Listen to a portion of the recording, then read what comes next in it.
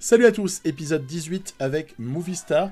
Voilà, j'aurais bien aimé vous parler de Richie Porte avec la Trek sur le Dauphiné ou bien de la Lotto Soudal sur l'Estrade Bianchi. Ça arrivera un peu plus tard.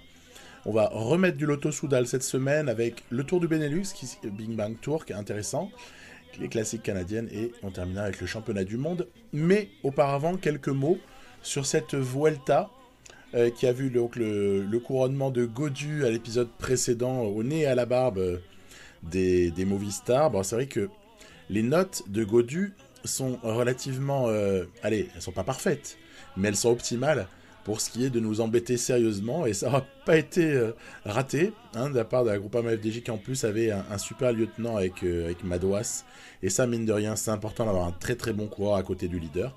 Le 78 en accélération aura notamment fait très très mal, et le pire, c'est que dans cette carrière, il a peut-être pas fini de nous faire souffrir, Gaudu, puisqu'il il est encore très très jeune.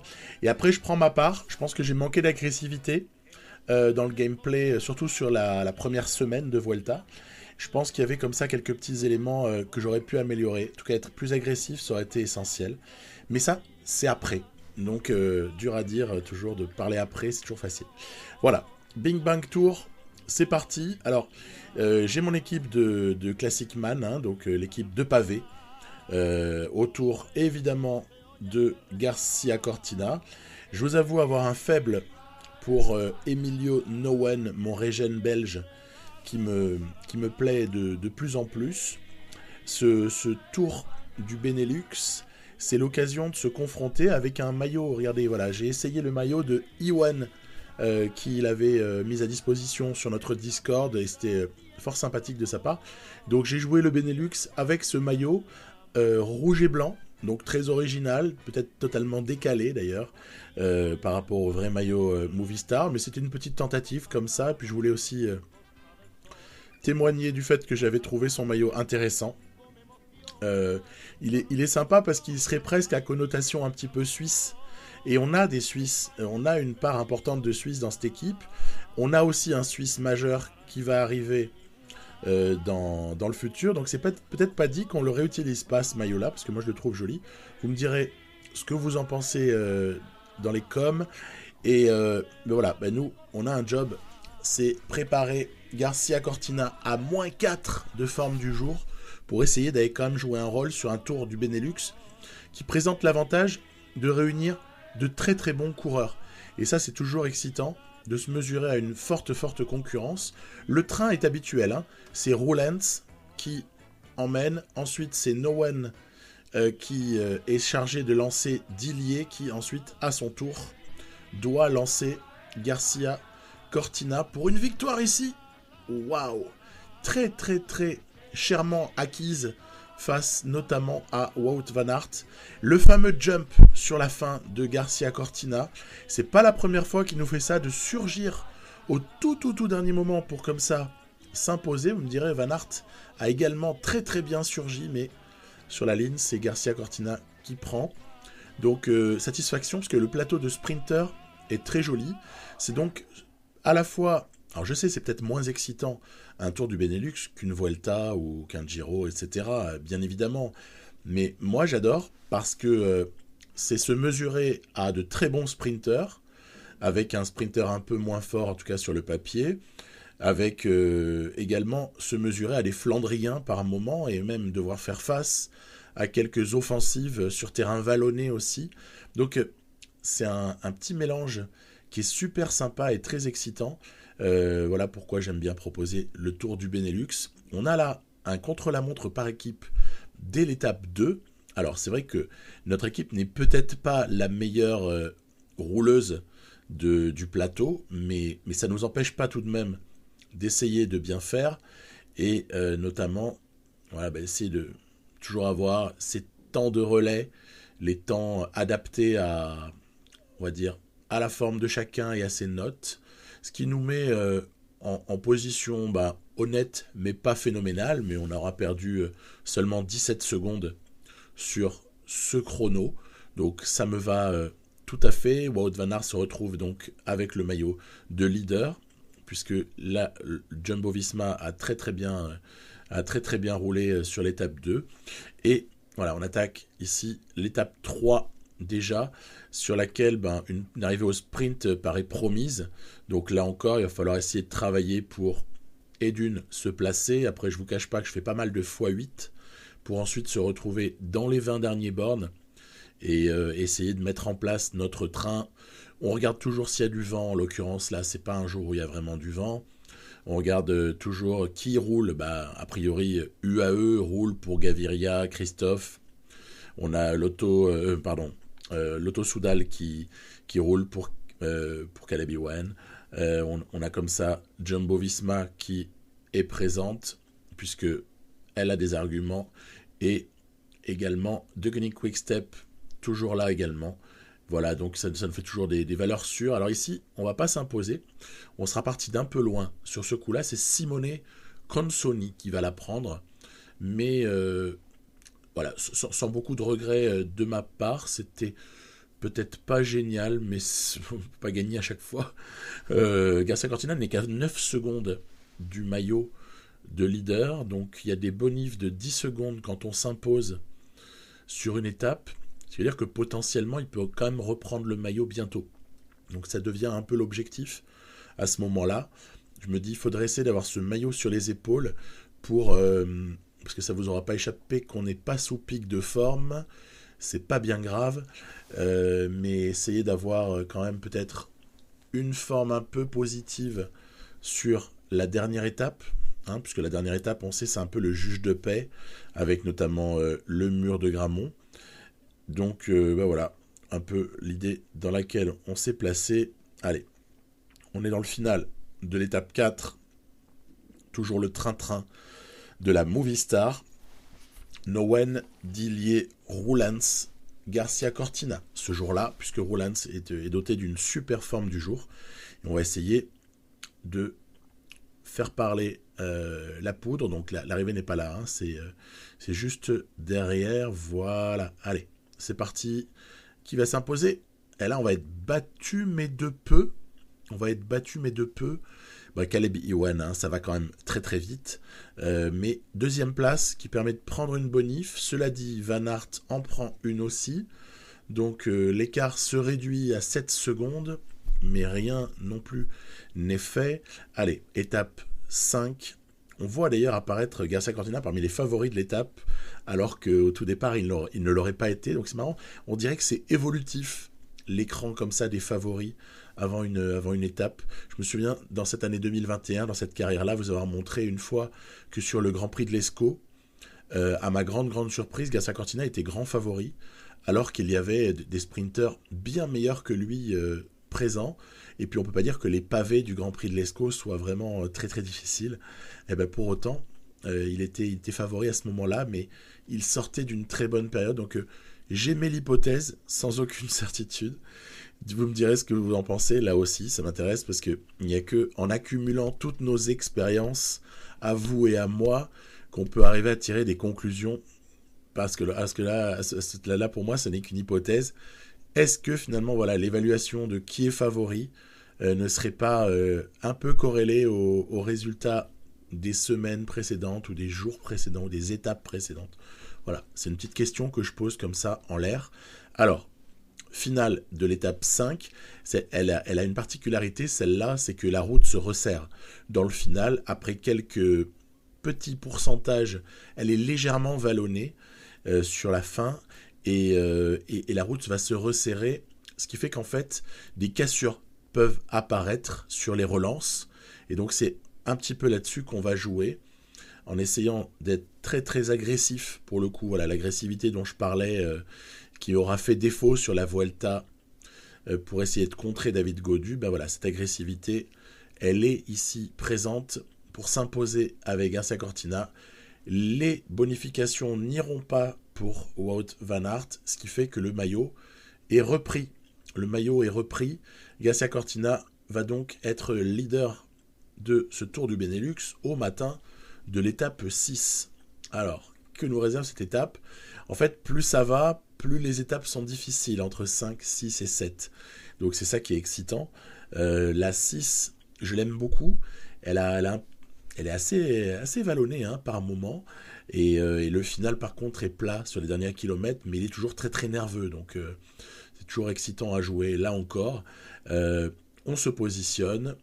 Toujours pareil, hein, quand même, il n'y a pas non plus possibilité d'influer sur la course de très très loin. Donc, ça sert à rien de se consommer. On assure nos protections.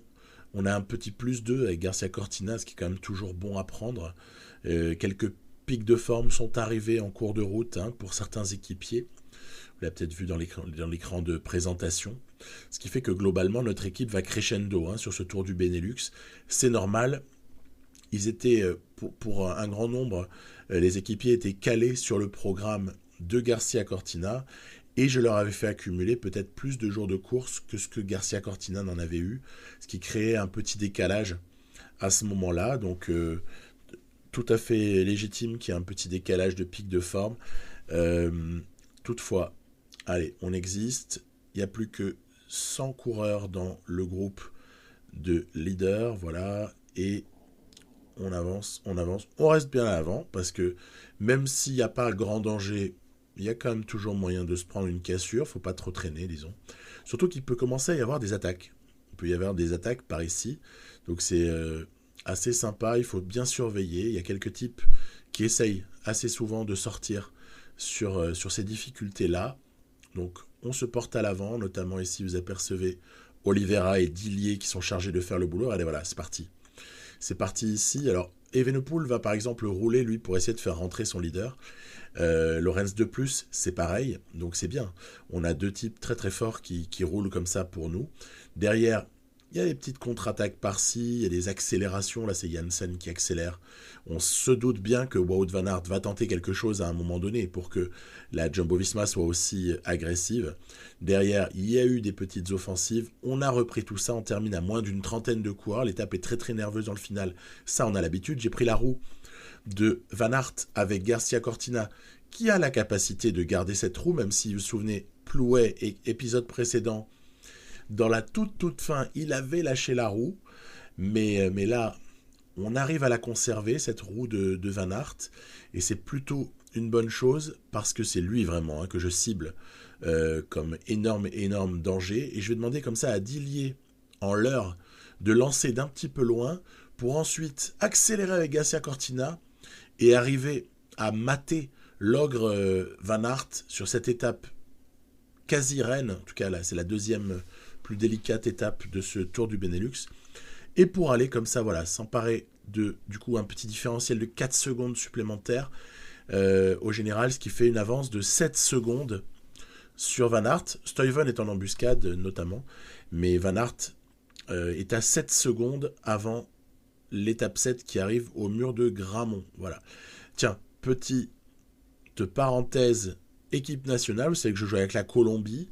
Il s'agit maintenant de confirmer sur parcours Imola, on l'aura en fin d'épisode. Hein. On l'aura en fin d'épisode, on confirme ici les participants à ce championnat du monde en ligne. On va regarder le contre-la-montre juste après. J'aurais bien aimé avoir Chavez, mais lui, comme Lopez, sont éliminés de la sélection parce qu'en fait ils sont à court de forme. Ils ont été gérés d'une façon différente par l'IA. Pour les mêmes raisons, je vais être obligé de faire mes choix pour le CLM. En fait, vu le profil du CLM, on a des ambitions sur les deux épreuves. On peut rêver en tout cas. On peut rêver sur les deux.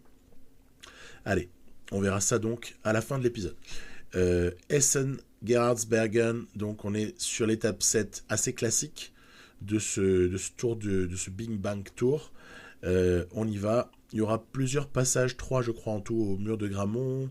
On a aussi 2 fois l'enchaînement avec le Bosberg derrière. C'est très excitant, ça nous fait penser à Omloop, tout ça. Et il y a aussi une autre Flandrienne dans laquelle on a cet enchaînement-là, mais qui n'est pas majeur. Alors, on y va. Premier passage. Évidemment, on se porte à l'avant. Parce que même si on a 7 secondes d'avance, il ne faut quand même pas non plus croire qu'on est impossible à dépasser. Il suffirait d'une belle attaque et d'une belle résistance de Van Aert pour nous prendre le maillot à la dernière étape. Donc, on va se méfier. Je suis très très présent à l'avant.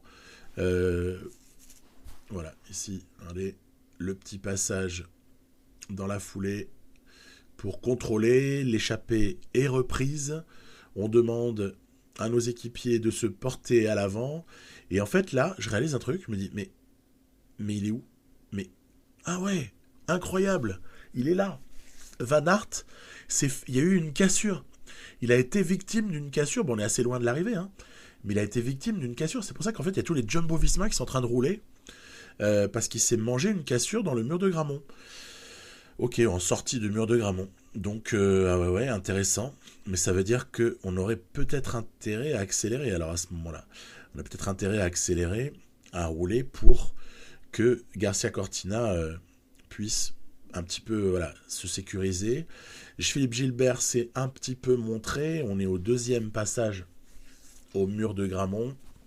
On va voir si Van Aert a la possibilité de rentrer ou pas. Parce que lui, sur une seule accélération, est capable de reprendre. Hein. Donc voilà, je fais tout de même rouler. Vous voyez ici, c'était Roulens qui avait la charge de bosser. Attaque de Greg Van Avermaet qui tente sa chance d'un petit peu loin, la vingtaine de kilomètres. On va essayer de reconstituer notre équipe. Voilà, il ne s'agissait pas non plus d'être scindé en deux groupes. On n'avait aucun intérêt à cela. Et maintenant, on va faire rouler Oliveira. Nowen aussi aura sa part. Pustelberger aura aussi un rôle à jouer, alors que Roulans, c'est terminé. Il a tout donné déjà. Dillier, Jacobs. C'est en fait une protection de Jacobs sur Dillier. Et puis là, je tente un truc. Je tente un truc avec Emilio Nowen. Je me dis, tiens, s'il y a moyen, comme Van Aert n'a toujours pas recollé, en fait. S'il y a moyen d'aller chercher avec Nowen et de ensuite ne pas concéder de temps au sprint avec Garcia Cortina, ça peut être une bonne affaire, mais c'est pas ainsi que cela va se passer, parce que Nowen sera repris. On est sur le sprint final. Dillier qui sprint, Garcia Cortina qui va prendre cette étape-là. Eh bien, c'est Alexander Christophe, tiens, le costaud de chez costaud, devant Van Mark et Oliver Nassen, peu importe, au final, puisque, regardez, il est où, notre ami Wout? Alors là, il y a la fin de la journée pour Pustelberger, Oliveira, et voilà. Van Aert arrive bien plus loin. Donc en fait, la cassure aura été décisive. Van Aert n'aura jamais réussi à rentrer. Donc c'est pas mal. Continue à se donner confiance face à Wout Van Aert. Parce que en fait, moi, ce que j'ai en tête, c'est évidemment Tour des Flandres et Paris-Roubaix l'année qui suit. Hein, où on sait que Van Aert, cette fois-ci, ne se prendra pas de cassure. Hein. Donc on prend date, on va dire, mais l'essentiel se jouera à d'autres moments. En tout cas, dès qu'il y a du pavé, dès qu'il y a de l'adversité, moi, ça me plaît énormément de jouer avec Garcia Cortina et son équipe de mecs sur pavé. On en aura donc pris 4 des épreuves World Tour par étape. J'aimerais bien quand même arriver, par exemple, à prendre le Pays Basque l'année suivante. Il faudra s'organiser au niveau des pics pour que ce soit un peu plus adapté. Voilà. Ensuite, sans transition, change de continent, classique, enfin le Grand Prix de Québec, avec la même équipe, hein. Pas de problème. Hein. Je suis évidemment sur le variant de Léan. On a cette course qui est très très très très amusante avec ce membre de la communauté qui avait comme ça fabriqué quelques profils super intéressants, quelques bons variants. Donc, qu'est-ce qui se passe? On va jouer a priori pour... je ne vais pas vous surprendre.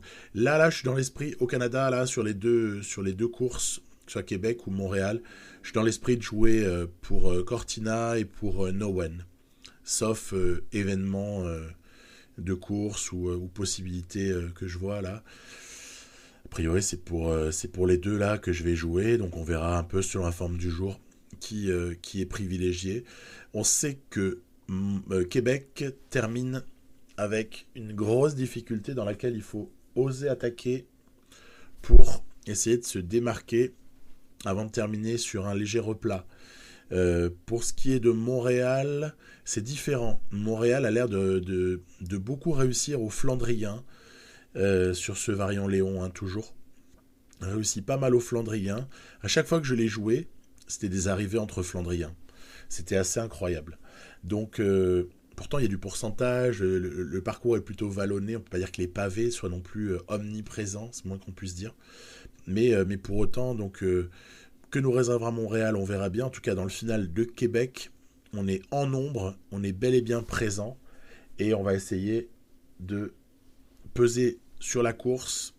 Allez, pas laisser trop sortir de coureurs qui pourraient comme ça prendre de l'avance. Ça contre-attaque ici. Julien Alaphilippe avec Mathieu Van Der Poel, vous l'avez certainement reconnu dans la roue. On s'est fait un peu surprendre. Il va falloir essayer de rentrer sur tout ça. Voilà, Roulans en chasse-patate. On va plutôt demander à Dillier de faire rentrer tout ça avec Nowen. Il y a encore un petit trou à boucher. L'attaque aura été très très belle de la part de Alaphilippe, Van Der Poel notamment. Et il y avait également Michael Matthews.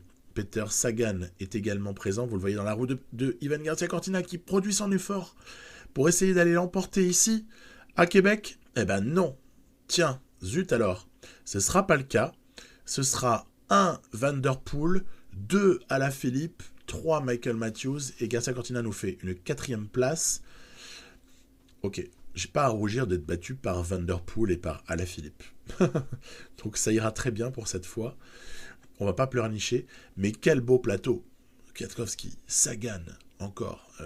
Cosnefroy même, qui est bon, Cosnefroy dans la partie, il est pas mal du tout. Très très bon puncher. Et donc 2 jours plus tard, Montréal. Montréal, donc terrain, encore une fois, favorable au puncher, clairement, mais qui tourne quand même souvent en faveur des hommes forts, des pavés. Ça paraît peut-être surprenant, mais c'est comme ça. Donc, on va voir si la théorie est validée ou pas. Et donc, se placer correctement en début de course. Voilà. Faire remonter un petit peu tout le monde. Parce que là aussi, les cassures peuvent être très nombreuses. Et les relances font très très mal. Et voilà, remontons. Après, je me brûle pas. Je la joue un petit peu plus distant sur ce coup-là. Je considère que si Cortina est en 15-20e position d'un groupe de 40, 50, 60, c'est suffisant également. On va pas non plus trop tirer sur la corde, parce que c'est vraiment le final qui doit être géré avec attention. Donc on verra. Est-ce que finalement on jouera le coup avec No One? C'est pas interdit de le penser, parce que ça me fait pas mal de temps que ça me turlupine d'essayer d'en gagner une belle avec No One pour qu'il démarre un petit peu sa carrière quelque part. Il est en première année pro seulement, parce que c'était un régène qui avait pas d'équipe en 2020 et qu'on a recruté pour 2021. Après, c'est vrai qu'il s'est avéré assez rapidement être un espoir assez prometteur, donc il me plaît et je pense qu'il prendra le rôle en fait de Roulans dans l'effectif Movistar. Il prend le rôle de Roulans qui devrait s'arrêter assez prochainement. Allez, on est comme ça sur... Ouais, alors il y a un petit secteur pavé, mais il n'est pas non plus horrible, ce secteur-là. Difficulté par contre, elles ont un vrai pourcentage. C'est assez difficile ici. Un puncher peut vraiment faire très très mal. Donc on est vigilant, toujours. Le trou n'est pas réellement fait. Il y a une échappée, vous avez vu, dans laquelle il y a de jolis noms. Il y a notamment Tom Dumoulin, Marc Hirschi, Jacob Fulsang. Donc je me décide à rouler. Je me méfie en fait. Je me méfie beaucoup de ces gens-là à l'avant, parce que je me dis, si tu laisses une 30 encore à 20 minutes à 20 km de la fin, c'est le type d'échappée qui peut peut-être aller au bout. Donc on va s'employer pour essayer de rentrer. Alors c'est sûr que finalement on fait le jeu de d'autres équipes avec de très très forts leaders, mais on n'a pas le choix. Si on veut pas être battu, parfois il faut oser rouler. Donc on a en ligne de mire les échappés là que je vous nommais. On les aperçoit juste en haut de l'écran. Voilà, ils ont tourné. D'autres équipes en plus ici prennent le relais de la chasse. Donc c'est plutôt bon pour nous. On a peu à peu perdu nos équipiers, à noter. Et puis regardez, ici il nous reste le seul Dillier pour protéger Garcia Cortina dans la roue duquel Nowen est en embuscade au cas où. Ce serait peut-être l'endroit pour soit accélérer, soit voilà, placer un contre. Placer un contre, oui, mais avec Peter Sagan dans la roue, ouais, bof. Bof. Au sprint, je pense que Sagan va plus vite, hein, donc je vais me caler dans la roue de Sagan. Mais le problème, c'est qu'il y a un vrai écart qui s'est fait. Sur le contre de Nowen, en fait, j'ai créé le terrain d'une contre-attaque pour des coureurs qui sont bien plus forts que Nowen. Et bah oui, c'est le risque. Hein. C'est le risque. Et du coup, je sais pas si c'était très opportun de faire ça. Je vais du coup tenter quand même de sortir parce que je pense qu'à plusieurs, je suis battu. Bob Jungels s'est bien accroché. Gianni Moscon n'est pas mal du tout non plus dans cette carrière-là. Peter Sagan semble ronronner avec Mathieu Van Der Poel dans la roue. Gasly Cortina, l'écart me paraît un peu rédhibitoire.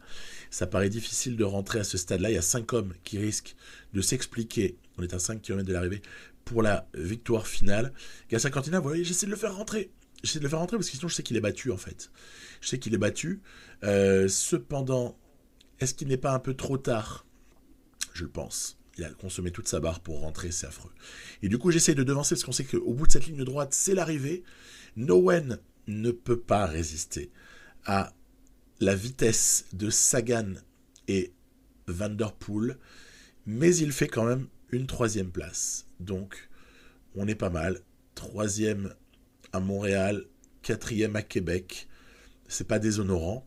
Puis surtout quand on voit l'identité des vainqueurs à chaque fois, on a plutôt envie de tirer notre chapeau à ces immenses champions. Voilà, donc c'est Sagan qui empêche Van Der Poel de faire le doublé, mais ça ne s'est pas joué à grand chose. Et quelques jours plus tard, c'est les championnats du monde, avec la Colombie donc, et on est sur l'épreuve d'ITT, et ça, c'est intéressant. J'ai éliminé sur la forme du moment un de mes 5 présélectionnés. Et je me dis qu'avec un tel profil, Bernal peut avoir son mot à dire. Peut-être Prieto, qui a le désavantage de partir en premier. Et va savoir, Higuita. Va savoir. On ne sait jamais. Donc, à noter, j'ai regardé, c'est 2014, ce profil. En tout cas, dans le jeu, si vous voulez, dans Fast Editor, il est répertorié comme 2014. 2014, ça nous fait penser à Ponferrada. Je suis allé regarder le profil parce que je ne me souvenais pas de cette longueur-là, ni de ce profil exactement. Et ouais, c'est pas exactement ça. Donc il s'appelle 2014, mais ça n'est pas réellement 2014 au niveau de ce qu'on avait pu avoir à l'époque. Donc bon, il n'en est pas moins intéressant. Hein. Il est très intéressant, hein, ce CLM à jouer. Puis il est très favorable aux grimpeurs, hein, mine de rien. On a Prieto qui avait réussi un temps qui était honorable, mais il partait en 2e position. Donc il n'y avait pas à s'enorgueillir d'être premier temps intermédiaire. En revanche, il y a quelqu'un qui est en train de peut-être faire une bonne opération. C'est Sergio Higuita. Vous l'avez ici dans le final. Il a des intermédiaires qui sont corrects. Et surtout, il termine fort. Il termine très très fort. Regardez ici. Pam ! On va s'emparer. Et alors, avec un sacré écart. Hein. Higuita va s'emparer du général provisoire. Et moi, évidemment, je me concentre sur Bernal. Mais Bernal, c'est malheureux, mais il a une forme du jour négative. C'est pas de bol. Donc, ça réduit peut-être les possibilités. J'aurais bien aimé, ça aurait été amusant. Il y a beau ne pas être dans mon équipe. En fait, je m'en fous. Ça m'aurait fait marrer de faire gagner Bernal pour une fois que j'ai le droit de jouer avec. Et donc, en l'occurrence, non. non. Ça va être délicat. Regardez, Bernal ne va pas réussir à battre le temps d'Higuita qui commence à y croire, tout doucement. Commence à y croire et se dit, mais c'est pas possible. Peut-être que quelque chose va se passer pour la Colombie sur ce championnat du monde de contre-la-montre individuelle. C'est Dan Martinez qui sera le 4e coureur que j'avais le droit d'aligner. Il fait pas un temps ridicule, mais c'est le moins bon des 4. Latour en termine. Campenarts, le spécialiste, en termine. Kwiatkowski en termine. Et on terminera avec Geraint Thomas. Geraint Thomas va-t-il battre Higuita ? Non. Terrible. Incroyable. Higuita s'est imposé. Il aura donc l'arc-en-ciel sur chaque CLM de l'année qui suivra. C'est un truc incroyable. Évidemment, la semaine d'après, ce sont les championnats du monde, mais l'épreuve en ligne. Alors là, c'est pareil. Je suis obligé d'éliminer Henao. Mais en fait, non, puisqu'en fait, j'ai des types qui étaient blessés et qui ne sont pas présents. Fait que bon, je vais avoir des types en méforme. Ça, c'est le problème des championnats du monde. Hein. Limite, il faudrait pouvoir avoir le droit d'accéder à leur préparation pour pouvoir les aider un peu, parce que on se retrouve avec des types qu'on a sélectionnés qui sont aux fraises. Mais bon, c'est pas déterminant. On joue donc le doublé pour Higuita. Je l'ai jamais... Oh, écoutez, je crois que je l'ai jamais fait. Je crois jamais avoir réussi à gagner l'ITT et la course en ligne la même année. D'ailleurs, je pense pas avoir souvent gagné l'ITT, pour être franc. Donc, c'est une opportunité incroyable et unique d'essayer de faire ce truc-là. D'ailleurs, je crois que c'est un succès Steam.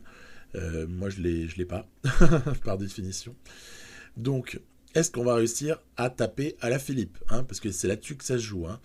On a rapidement avancé sur les 6 premiers tours du circuit. Et puis, on va évidemment tenter notre chance, hein, parce que ne pas essayer quelque chose avec Prieto serait presque une faute de goût. Donc je vais tenter comme ça de le placer à l'avant, surtout qu'il a de bons alliés, que ce soit Rohan Dennis ou Thomas de Ghent à l'avant. J'aime bien l'échapper, je l'aime bien, mais la France ne l'aime pas. Elle roule très très fort derrière avec Warren Barguil. On va passer sur la ligne, voilà, il reste encore 2 tours au moment où on va passer sur la ligne, ici. Donc, ben voilà, Prieto, c'est difficile, hein. Il va être repris, on le sent, hein. On le sent qu'il va être repris. C'est tellement difficile de résister, même si j'essaie de faire de la résistance le plus possible, mais c'est très difficile, donc on se doute bien qu'il va être repris. La France roule très très fort, hein. Une très très bonne équipe de France, avec en plus le leader ultime, à la Philippe. Bon, regardez, Prieto quand même il résiste, hein. Je vous ai dit qu'il va être repris, j'ai un peu spoilé, parce que quand même il fait de la résistance, l'ami Prieto. Mais voilà, il va donc se faire reprendre un petit peu plus tard. Il reste encore 40 bornes, hein. C'est long, hein. C'est très long, 40 bornes. Les tours de circuit à Imola font 29 km environ. Donc c'est quand même pas mal, hein. Je vais tenter aussi une deuxième carte avec Nairo Quintana. Parce que là encore, il a beau ne pas être chez Movistar dans ma partie. Quintana, qui serait champion du monde comme ça sur une attaque au panache, lointaine, moi je dis tous les jours. Ce serait rigolo. Surtout sur ce type de profil où on l'attend pas forcément. Donc, bah non.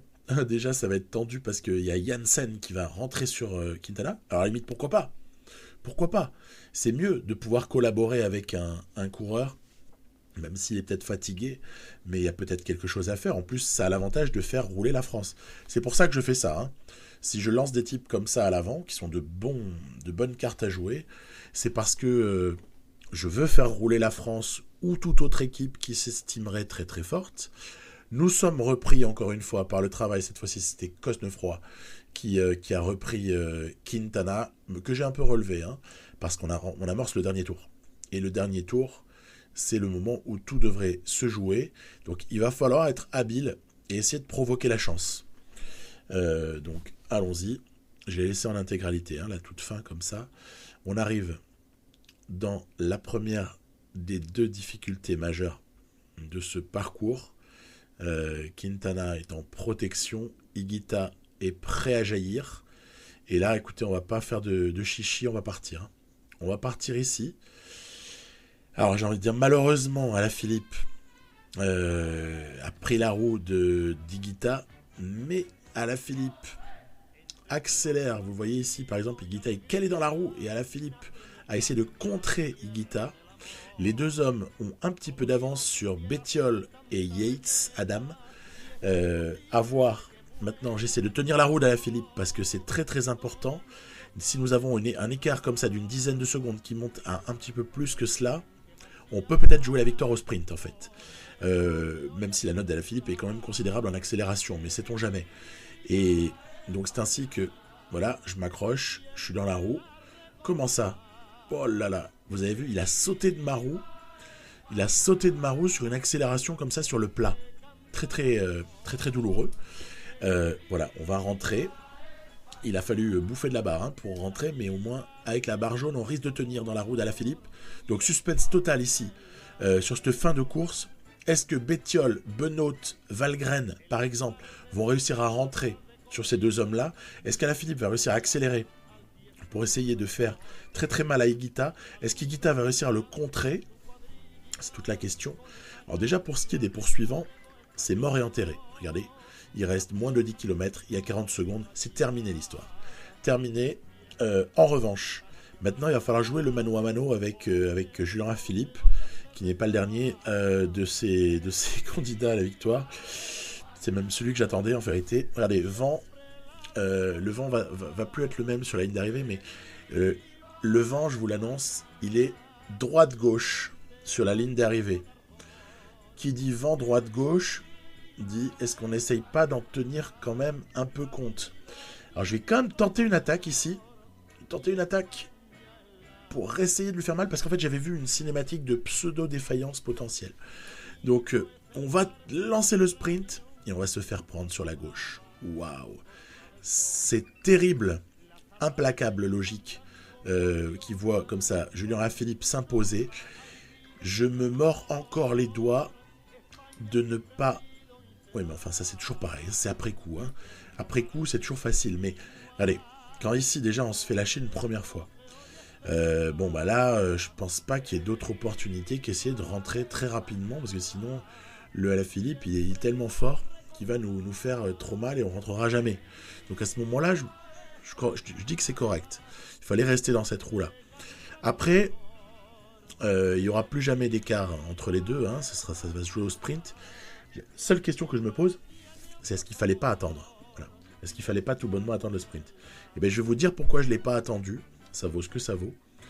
C'est parce que je suis persuadé, pour l'avoir déjà constaté, que si j'attends, Alaphilippe commencera à sprinter au moment où ça l'arrange et je n'arriverai jamais à passer. Voilà. Même sur la gauche alors que le vent vient de droite. Donc c'est pour ça que j'ai tenté ma chance. Mais par contre le truc où je m'en veux, c'est de ne pas m'être positionné du bon côté du vent. Donc je sais même pas si ça aurait eu un impact, mais je peux pas m'empêcher d'y penser. Donc je vous en parle. Rendez-vous prochainement pour une fin de saison qui va quasiment exclusivement se passer en Italie. Je vous souhaite un très bon week-end à tous. Bye bye.